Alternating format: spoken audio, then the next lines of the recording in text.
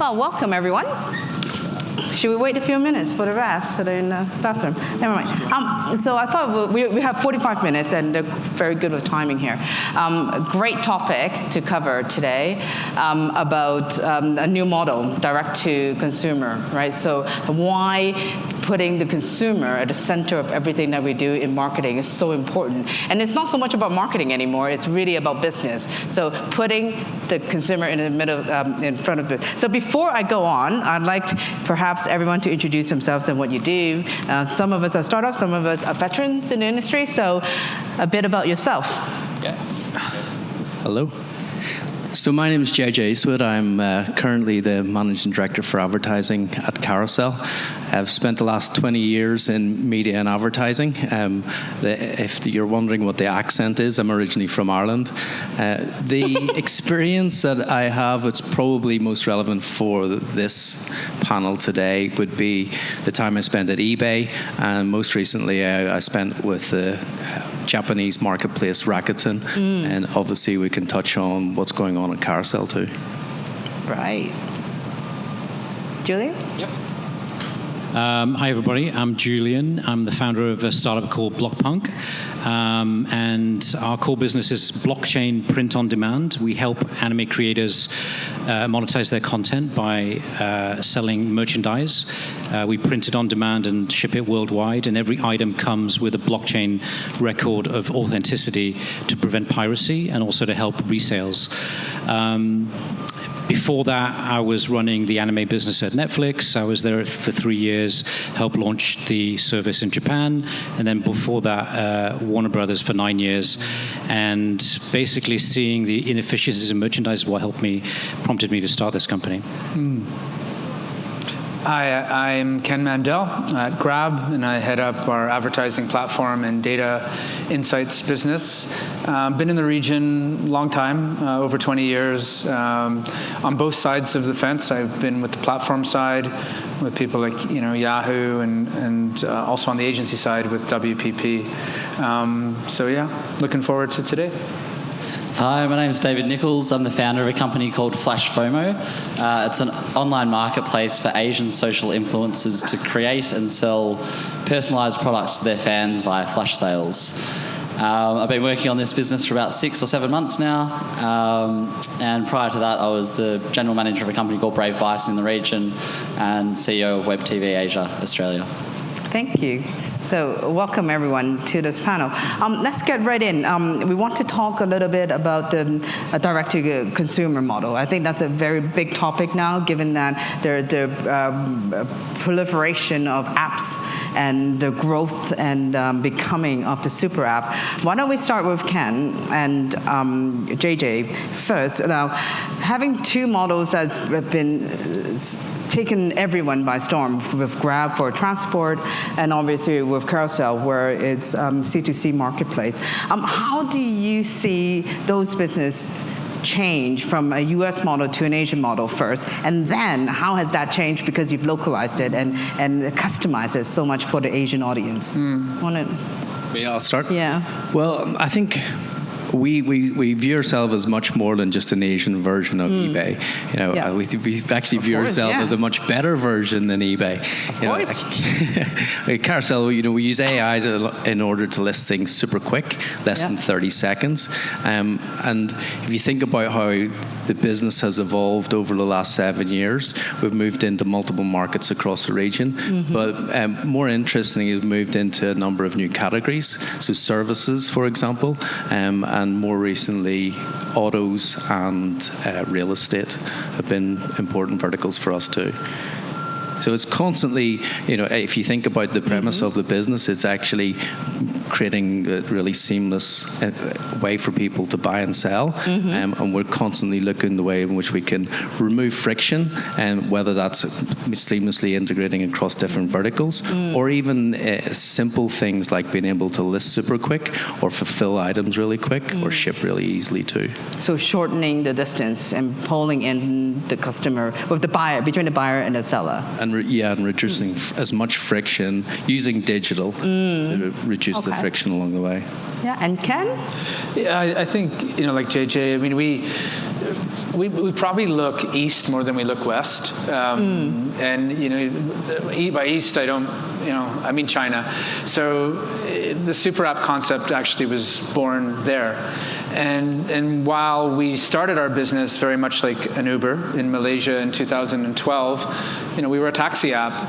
But thankfully, we realized that you had to be more.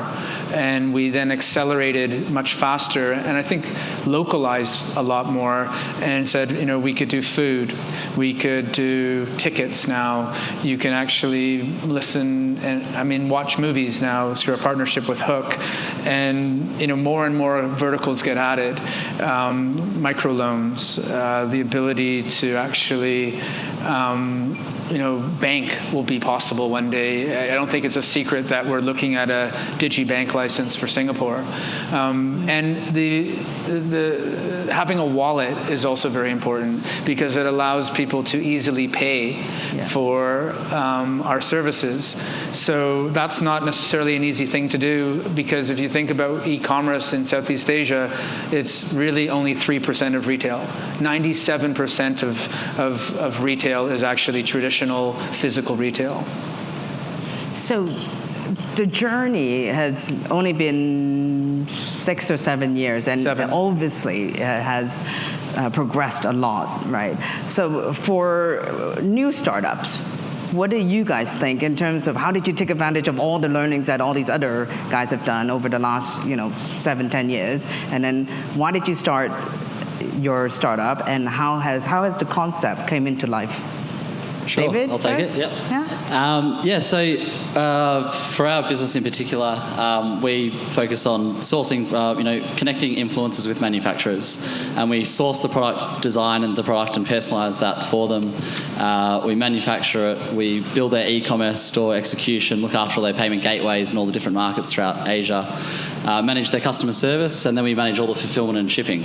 And what we get from the influencer is that they give us huge amounts of audience. So what I noticed in a previous role before I kind of created this concept was we were getting. I used to work for a company that represented about 3,000 Asian social influencers, and about September, October every year we'd start to get approached by a lot of brands around Singles Day in China that were trying to promote their products during that flash sale period, that time-sensitive manner. And so what I noticed was that, clearly brands were going to be offering us quite a lot of money. They're offering $20,000, $50,000, $100,000 to promote their fast fashion.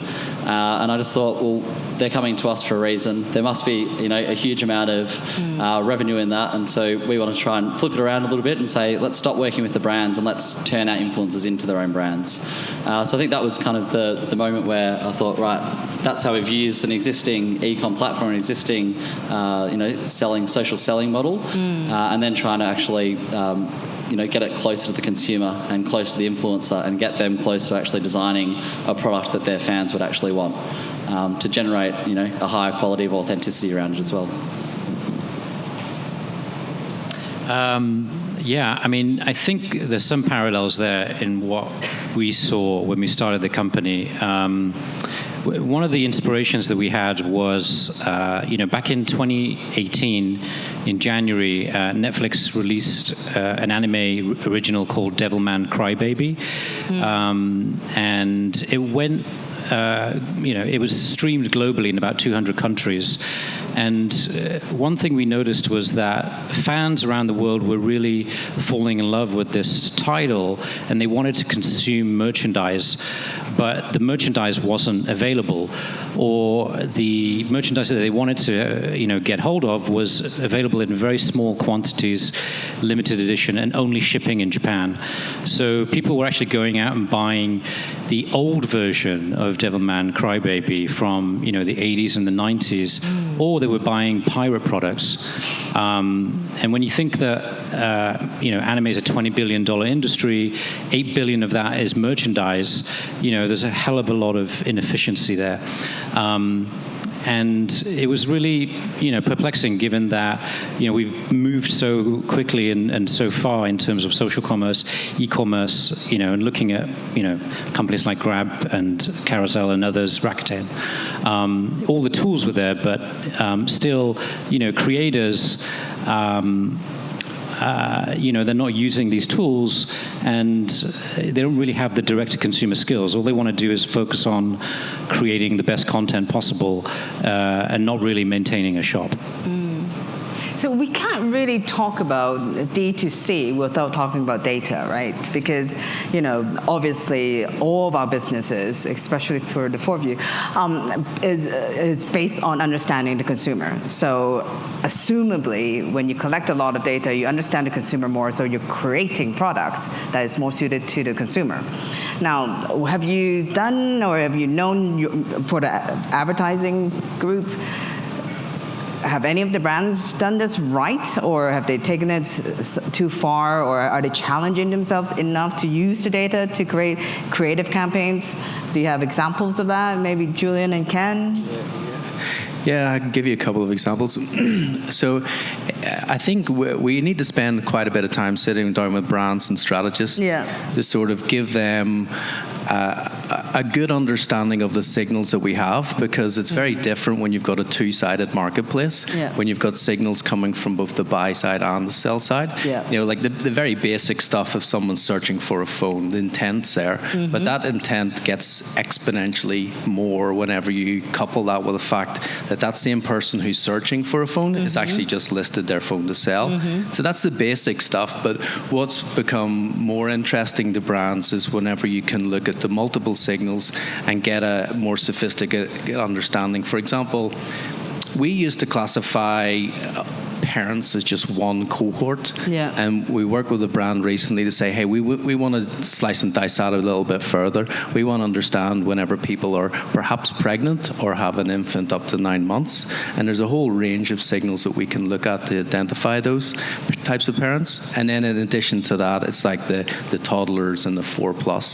And it's funny because then you can go back and use some of those initial signals to say, well, in 6 years' time, this family that are pregnant are going to have a child that's ready to go to school. And that's a super strong signal that would indicate that they're perhaps in the market for a new car. Right. So it's thinking like across both sides and thinking a little bit more deeply. So you've now plugged in a marketplace with some predictive modeling work, right? Yes, Okay. yes. And it's working with that brand to try and uncover those insights. Okay. Ken? Yeah, I mean, at Grab we have at least 80 advertiser segments that we look at. So frequent travelers, cuisine, right? We know what you had for lunch, sometimes what you have for dinner. Obviously, there's, when you're a frequent traveler, you might go to a 5-star hotel, you might go to a 3-star hotel. So 3-star would imply maybe you're there for leisure rather than business. We have a full team of data scientists that are always looking at it, but the reality is that the insights have to be actionable. For a brand to give them data, and one, we never hand over data, we work together in partnership with brands, but we ultimately have to make this data actionable. And the great thing about our data, it's pretty much real time and very, very fresh, because we're an everyday use case. So it's not like you come to Grab just once in a month. You come multiple times during the day, and having fresh, real-time, real-world data, especially when it's transactional, people are buying things or using it, in a payment mode, it's super valuable.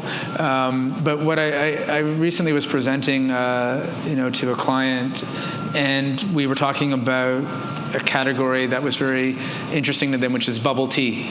So how many people have had bubble tea in this room? Yeah, okay. So bubble tea grew 12,000% on our food platform last year.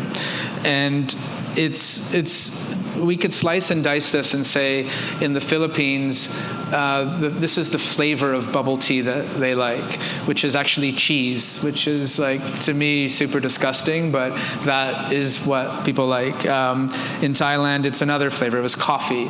And this became very useful for the CPG brand because they didn't have this type of data. One, they weren't really aware of the whole double bubble tea phenomenon, that how fast it was growing, but they certainly didn't have all the flavors by country. And then we started looking at their products as well, and what that surprised them too. And I can't tell you the product names because it'll give away the brand, but it was quite interesting because that data was actionable. Like, they left that conference that I spoke at with data that they could actually use for their business. I think for us, we love data, and we know how to use what we have because we're on the platform side, right?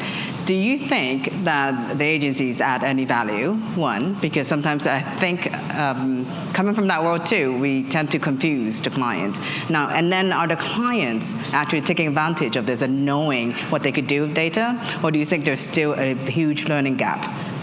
I think there's very different types of clients out there. Some that actually know very much what they want, and they tend to be the more performance marketing driven type of clients who data is very important to their business and they're used to analyzing data. Then there's others who are just entering that sort of phase where they're realizing the value of data. But I guess the opportunity that we're seeing is to partner with brands and think about data in a way that it's not just one dimensional. There's multiple things you can do on our platform that will give you data insights, but also how do you commingle data and commercialize it together in partnership. So data partnership, because a lot of brands have very valuable data, but when you layer it with our data, it becomes much more valuable, and vice versa. So I think it's a mixed bag. And what stage do you think we're at in terms of clients coming to you wanting to do very bespoke modeling work? Do you see some? From our side, it's not that sophisticated yet. Okay. And look, I think as well, the danger is that you get too bogged down in the data. And you've got and really, if you think about it, if you're building some kind of segments. But that's what the media agencies sell. Well, that's what the data stuff. They're quite often handed by over to the client, from the client to the agency. And if you think about it, the segments that the client wants to target and the agency wants to target are assumptions. They're assumptions of who might work in terms of who might connect with the brand or who might actually make a purchase. I think what's becoming really interesting for brands is that being a little bit more open-minded to say, let's try multiple things, and we'll share data, as Ken said, with you, and they're starting to become really surprised about a lot of non-intuitive insights that they're getting back. Whenever they open up the targeting segments, for example, they're getting people that are coming through and converting, which is the most important thing, but from perhaps cohorts or sites, if you're doing audience extension, that they wouldn't have thought to target. So for Julian, David, I want we talked a lot about the consumer, how some brands use platforms for marketing, for more precise marketing and all that. But for your business model, basically, you have eliminated pretty much the middleman. So the agents, the managers, and how does that benefit the two groups? You've got creators and then you've got buyers, right? You've got the consumers themselves. Yeah. How does How does that benefit the creators and the fans? I mean, our basic belief is that we're moving to a world where there's going to be more peer-to-peer relationships between creators and fans. And taking the example of the film and TV world, film and TV distribution used to be lots of different platforms, from linear TV to theatrical to, even home entertainment. More and more is becoming essentially streaming. Distribution equals streaming, essentially. And when that happens, the creator is essentially choosing which streaming platform to distribute their content on.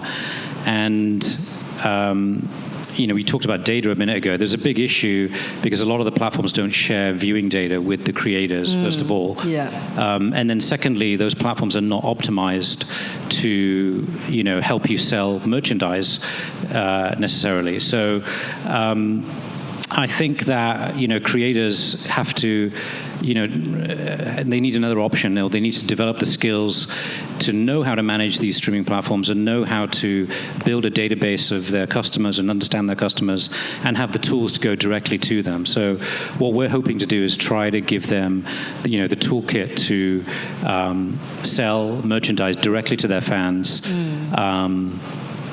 With really no risk and in a very efficient way, but still allows them to leverage, whether it be Instagram or YouTube or Netflix, these platforms to help drive that traffic. So I don't think these big platforms are going to go away, but I do think that creators are going to become more savvy, and there's going to be more direct relationships between the fans and the creators, if that makes sense. Yeah, I think just from our perspective, we just get the influencers to ask the fans what they want, and that's the direct conversation. And then we make sure that product has the right product to market fit, and it's solving a solution for their fans.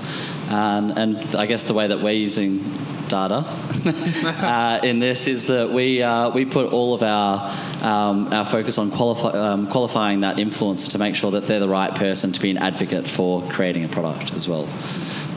So that's, I think, it's important for our side. Right. So one of the topics that I think a lot of us want to ask is about revenue models. Right, because we're new economy businesses or new enterprises, whatever we want to call ourselves. But in terms of revenue model, by eliminating that agent or middleman, obviously the consumer would think, wow, you've got a much bigger cut now. What's in it for me as a consumer? So if I subscribe to your service, or if I'm asking, obviously it's different when it's influencers and fans, because that relationship is different. But how do you see that revenue model? How is that different from what the consumers think? Well, I think because we own every part of the funnel, so we have every cost point we have oversight on. We can change everything in real time as well. What we do is we create one version of the product. We create a sample. We give it to the influencer. He creates the content, or she creates the content around that product. They encourage their fans to buy it in a 2-week period, so in a time-sensitive manner, and then the product is then made to order. So we're basically just following what the fans want. We're following the amount of units they've told us to make, and so it's very much a one-to-one connection in that manner. Yeah, I wanted to follow on from that, because I think that's what all four of you do. Your business models, right? Gathering that data, understanding what the consumer wants, and actually delivering something that they want at the right time, right? And that's what the magic of having direct-to-consumer relationship, and owning that information of the consumer as well. So how is that model changing for Carousel and Grab? Because you're obviously you're expanding into other spaces, like you say. So is that based on knowing what the customer wants, or? Yeah, it's a combination of things, but I think if we take a step back, the most important thing for us is that Carousel remains to be free. So we have to make sure that we fund the business in other ways, so that it's very easy for consumers to buy and sell, and it's free. Now, perhaps in the future we're going to have enterprise solutions, and there'll be certain kind of fees that will be involved with that. But over the next couple of years, we're very bullish on the advertising market and the advertising model. Okay. We've just launched the Carousel advertising platform. If you look at just Southeast Asia and Hong Kong, in the mobile advertising space, even within the next few years, it's going to be a $3.6 billion market. And that's not even taking into consideration the billions that's been spent every year by brands on shopper marketing. I think a lot of those dollars are going to start to flow online as well. And we'll probably start to hear a lot more about commerce marketing over the next couple of years. Right. Yeah, and I think that's a very hot topic for many clients, many brands who want to sell online with the e-commerce team. Yeah, I think this, what most people don't realize is that there's marketing budgets and there's trade marketing budgets. And the trade marketing budgets are often larger than the marketing budgets, but they're extremely murky. They're really used to drive last mile retail. So, wobblers and those mobile things that dangle, and, shelf space, and what you pay to a Tesco or a Walmart or a cold storage to be in the right place at the right time for the consumer experience in a store. Now, these dollars are starting to shift online, but it's still, you don't see the data on that. We know that $3.6 or $8 billion number for digital marketing, but we don't know it for trade marketing. Right. And so at Grab, one thing I didn't say is that our merchants that are already on our platform are extremely important to us.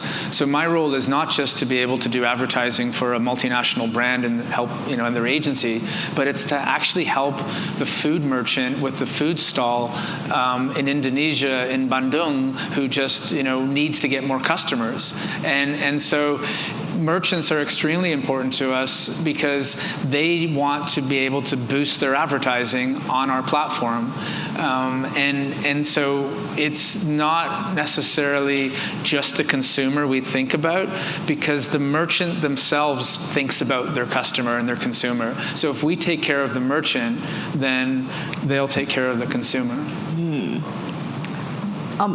So carrying on from that, because the biggest advantage, I guess, being a part of it on a publisher side or a platform side is that you have first-party data, right?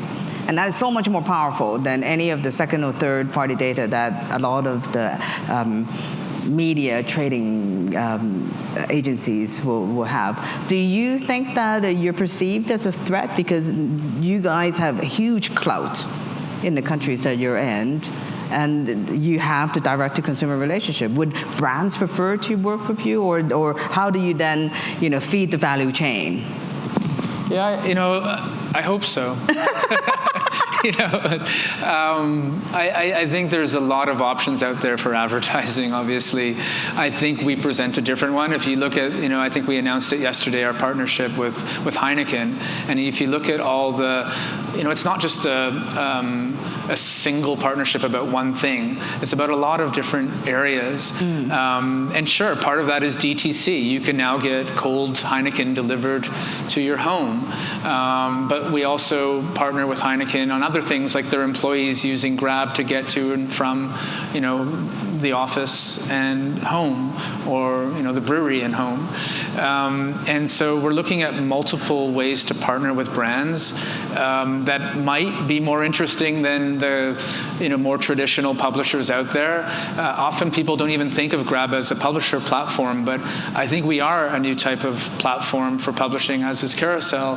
And one of the areas that I'm extremely interested in, based on that statistic that 97% of retail is still physical, is O2O. The ability to take a consumer, show them some stimulus or an ad or content, let's say, that's relevant to them, and then physically move them to the point of sale and close the loop and measure that. I mean, we can do that today. And we're running pilots, and we've seen crazy 6 to 10%, redemption numbers of bringing, a consumer to a physical retail outlet and having them transact and then close the loop. So that attribution today is only available really if you're Google, right? And you get that last click attribution that everyone talks about. I'm much more interested in the last mile attribution and what that represents to all the merchants that we're helping and various brands. So when we fall back into categories, so Julian, what do you think? How do you think content and in your anime space, right? How do you think that is going to change in terms of the relationship that with or without? Because managers or the bigger network players also had a very heavy role. So between creators and consumers, what do you think is really, what can consumers benefit, I guess my question is? What can consumers benefit? I mean, I think, you think about the film and TV space, the sort of, like I said, the big trend is that distribution is streaming. Streaming has expanded the market for film and TV. We are in a golden era of content. There's never been more content available on as many devices to watch in terms of film and TV. But it presents a really unique challenge for the creator. For the creator, what you're trying to figure out is, in this world of streaming, how do I build, big IP franchises and monetize that and not get subsumed by these big streaming platforms, which don't share viewing data with you and don't help you sell merchandise. So, if you're an independent film producer or TV creator, you do want the Netflix deal, but you don't want all of your shows to be exclusively on Netflix because that's not a very good portfolio strategy or risk management strategy. So I think healthy independent creators means better content and happier fans. So creators need to find an ecosystem or a way to have a portfolio of relationships with different platforms, but also a very healthy direct-to-consumer strategy for merchandise especially, but also for streaming, right? So we all talked a lot about connecting what we sell to the buyers and other consumers. Like merchandising is a huge opportunity, like you were saying, for your industry. But I think across all the different platforms, we're all selling something. Right, and I think that's the commonality now. The consumer is pretty much expecting, if you're on an app, I'm buying a service or buying something, or you've got to be a utility of some sort. But at the end, there's always going to be a cashier at checkout point. Where in our new world, right? So how do you think the industry will how do you think the business models will change? Because we still have quite a lot of the brands that are selling goods online via big e-commerce platforms, right? So how do you think that industry is going to evolve? Because the whole advertising banner into a web page, and then perhaps they might brand recall, amazing, and then go to a store and buy it. That's changed. Everything's disrupted. So what do you think the biggest trends will be coming up on change?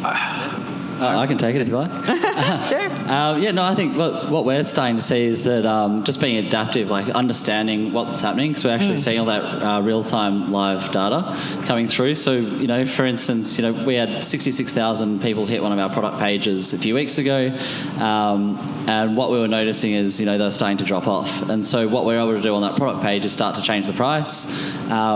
We then realised it was increasing a little bit more in terms of conversion, and then it was like, okay, great, there's still more we can do here. So we implemented more payment gateways for them, and then it started to increase even further. So for us, it was just that real being able to adapt in real time in our marketplace, right, because we can see that and we can be adaptive, and because we also own that whole funnel, so we can understand what our margins will be anyway within our model. So it's easy for us to kind of make those changes on the spot. Can I just say, I think. So it is true that we're all trying to sell something, and merchandise is a big key part of that. But I'd like to think that in the future, it's not just about a transactional relationship between a creator and a fan. I'd like to think that creators will be living in a world where they're part of a community with their fans, and fans will have more behind-the-scenes access, may have more say, to sort of share their data with their favorite creators that they follow, so that they can get the right merchandise, even the right content that they want. And potentially even share in the upside. Fans ultimately, buy the subscriptions, buy the goods, buy the tickets that ultimately sustain, creators. What if there was a world where they could also share in that upside as well? So I think we're moving more to a world where fans can be more incentivized and also be a closer part of a community with the creators. And then a natural product of that is, the merchandise sales and all the other things that you need to monetize. That might be a little bit too, altruistic and, idealistic, but no. I think that's one of the things that sort of drew us to blockchain in particular, to try and create this sort of flatter, more decentralized world. I mean, I sent, Julian a note when he described what he did when we were doing this panel, and I was like, this is really cool shit. Like, the stuff that they're doing is with blockchain and, the ability to trace, ownership for a creator, when it's sold 3 times, so they actually make money, is important. And it's really, okay, I'll just put it out there. Like, what's happened with the major platforms is they've lost trust. There is no longer a value exchange between some of the platforms and the consumers. Yeah. The consumers used to say, hey, your platform is free, and I could use it, and that was good enough for me. Now they're saying, you know what, you're monetizing the crap out of me, and what am I getting out of it, right? There has to be a value exchange between the user and the platform. This is something that I looked at when I first joined Grab, and I said, we have a loyalty program. Why don't we reward people for, consuming advertising? It's complete bribery. The gaming companies have done it, but at least it makes sense. You watch a video, you get 10 points. The engagement rates go up, 8 to 10x. And you know what? People are happy. It's win-win-win. And when you have these, 2-sided and 3-sided marketplaces, you better have win-win if it's 2-sided, and you better have win-win-win when it's 3-sided. And I think that consumers are smart, and things like blockchain will enable this to be a reality. And actually, the real issue with advertising is, it's we guess what people want. Why don't we ask them what they want? Why don't consumers tell brands, I want this? And then brands go, yeah, okay, I have this. But in order to do that, you will need things like blockchain and other sophisticated technology to make it work. Yeah. Sorry, that was a bit of a rant. How do you think, because I've always thought that the biggest contribution to this whole chain of partners that is involved in any kind of marketing or advertising or selling campaign is creativity, right? The creative part, it doesn't really matter if it comes from the agency or the platform or the brands, but where do you see in this sort of new world, how creativity can actually be injected more, I guess, more thoughtfully, more meaningfully, more purposefully? Because I think there's quite a lot of stuff that's being done out there for the sake of doing it. How do you think that brands could partner with your sites better to drive creativity? Well, I think one of the things that brands find super interesting, as Ken mentioned, is getting feedback direct from customers. So it's perhaps why Facebook is so popular, because they're getting live comments directly to the brand. And we're seeing a lot of brands who are opening up a carousel store, and they can't transact at the final, they can't actually make a transaction on carousel like they can on Lazada, but they're on the platform to get those insights, those rich insights, and have direct conversations with their consumers. So I think they take those insights, and that's what sparks a lot of the creativity that we're seeing. Good idea. Good. Julian, Ken, Julian? Yeah, I mean, I was going to say, I think it's about creating an environment where people feel empowered to experiment, but then also having a framework where you can learn from those experiments and see the data, see what's working, what isn't. I'd like to give you an example from my world, but I keep thinking. I had a friend who is a VC, and he invested in this mobile gaming company, and it wasn't doing very well. They had about like a week of cash left before they were going to go under, and then they made the lead developer the CEO. And what he did was he started these little sort of workshops where anybody could come up with an idea for a new mobile game, and they would just build it very quickly, lean startup style MVP. Get quick feedback, and then what worked was taken forward, and what didn't, was shelved. But there was this constant sort of innovation and iteration, and I think that principle can be applied to many different segments, whether it's creating new merchandise or doing pilots for new TV shows, and so I think. one thing you learn about doing a startup is obviously the rapid iteration, learning from data, and I think that is something that can be applied to many different segments. I think there's a concept where, brands can think of themselves as brands as a service, like almost like a SaaS company would, where you're thinking, okay, what utility do I drive? And so some of the partnerships that we've done or are about to do, there's one that I'm thinking of. We haven't launched it, but it's again a major FMCG. It's related to toothpaste, which is fairly boring. But what if people were able to go get a dental checkup, right? That's a utility. Like, you can brush your teeth all you want, but if they fall out, there's nothing to brush, which is not good for the toothpaste company. So we have a program where we use our fleet to do samples. So you finish a ride, you get a sample. We know who gets the sample, so we have a segment of people who receive samples. That's done by scanning a barcode basically within the vehicle, and there's branding there as well in the back of the seat. And then the driver knows, they get a ping, and he or she then gives a sample. And then we have that segment, and we can offer them, through the brand offers them a dental checkup that they can then go to, and then we, again, through this online to offline concept, we know they've gone to the clinic and that they've redeemed that. And that's value, that's utility. Brands have to think of themselves as a service and drive utility for consumers. Yeah, I agree with all that he said. I think the example I was going to use just pales into insignificance after that. But the best example that I've seen is actually just like a connection with consumer is actually an influencer that was here during the week. I'm not sure if she's here today, but her name's Wenji. She's up on stage, I think, day one. And what she does every Friday is she just asks her fans to submit drawings of her. And so she crowdsources all these images. And then, when we start talking to her about potentially creating some merchandise in the future, she kind of says, here are the 150 designs. I'm going to pick one of these ones. So it's already something, and they're all, we might be doing Funko Pop dolls or bobbleheads or whatever it might be for her fans. But she's already kind of doing that just through her communication. That turns into something that we can actually turn into a marketing proposition. So ideas or creativity generated and listening to your customers is really important, right? So we have a couple more minutes left.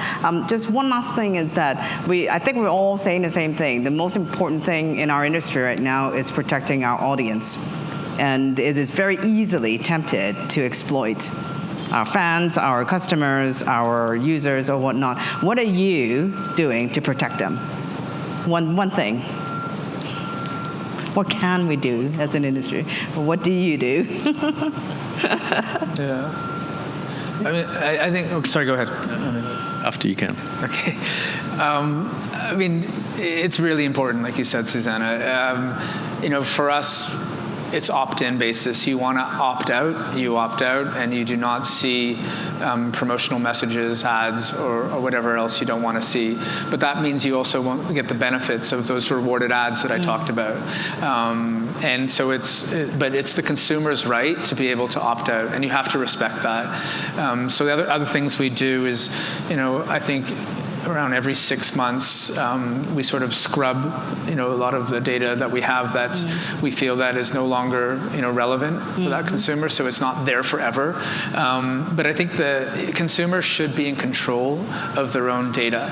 So to me, the number one thing that we do to protect them is give them that choice to opt out of campaigns. Yeah, I think giving the control back to the customer or the consumer is so important. I think it's very different for Julian and David, because you actually work with your customers and they want your products, right? So it's less a ad dependent one. Anything to add, JJ?